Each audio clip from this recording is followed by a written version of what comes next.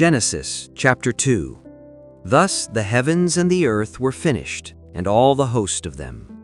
And on the seventh day God ended his work which he had made, and he rested on the seventh day. And God blessed the seventh day and sanctified it. These are the generations of the heavens and of the earth when they were created, and every plant of the field before it was in the earth. But there went up a mist from the earth, and watered the whole face of the ground. And the Lord God formed man of the dust of the ground, and breathed into his nostrils the breath of life. And the Lord God planted a garden eastward in Eden. And out of the ground made the Lord God to grow every tree. And a river went out of Eden to water the garden. The name of the first is Pison, and the gold of that land is good. And the name of the second river is Gihon. And the name of the third river is Hiddekel. And the Lord God took the man, and put him into the garden. Of every tree of the garden thou mayest freely eat, but of the tree of the knowledge of good and evil thou shalt not eat. It is not good that the man should be alone. And out of the ground the Lord God formed every beast. And Adam gave names to all cattle. And the Lord God caused a deep sleep to fall upon Adam. And the rib which the Lord God had taken from man made he a woman. This is now bone of my bones and flesh of my flesh. Therefore shall a man leave his father and mother. And they were both naked and were not ashamed.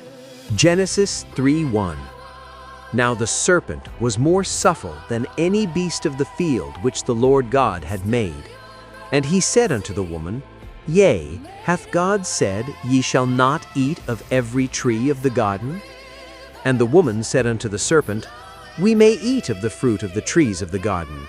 But of the fruit of the tree which is in the midst of the garden, God hath said, Ye shall not eat of it, neither shall ye touch it, lest ye die. And the serpent said unto the woman, Ye shall not surely die. For God doth know that in the day ye eat thereof, then your eyes shall be opened, and ye shall be as gods, knowing good and evil. And when the woman saw that the tree was good for food, and that it was pleasant to the eyes, and a tree to be desired to make one wise, she took of the fruit thereof, and did eat, and gave also unto her husband with her, and he did eat. And the eyes of them both were opened, and they knew that they were naked, and they sewed fig leaves together, and made themselves aprons. And they heard the voice of the Lord God walking in the garden in the cool of the day. And Adam and his wife hid themselves from the presence of the Lord God amongst the trees of the garden. And the Lord God called unto Adam, and said unto him, Where art thou? And he said, I heard thy voice in the garden, and I was afraid, because I was naked, and I hid myself. And he said, Who told thee that thou wast naked? Hast thou eaten of the tree whereof I commanded thee that thou shouldest not eat?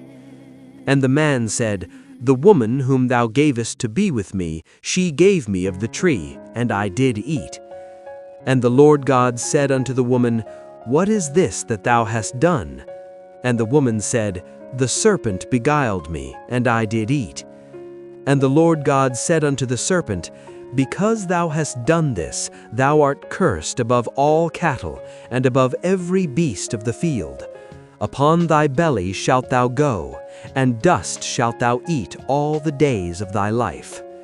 And I will put enmity between thee and the woman, and between thy seed and her seed. It shall bruise thy head, and thou shalt bruise his heel.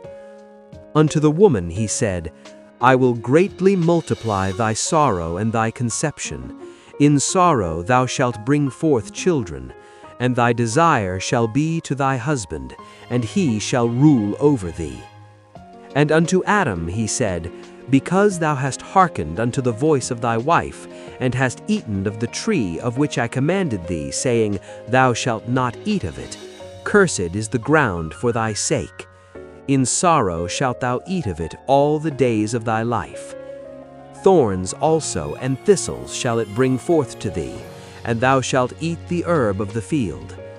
In the sweat of thy face shalt thou eat bread, till thou return unto the ground, for out of it wast thou taken.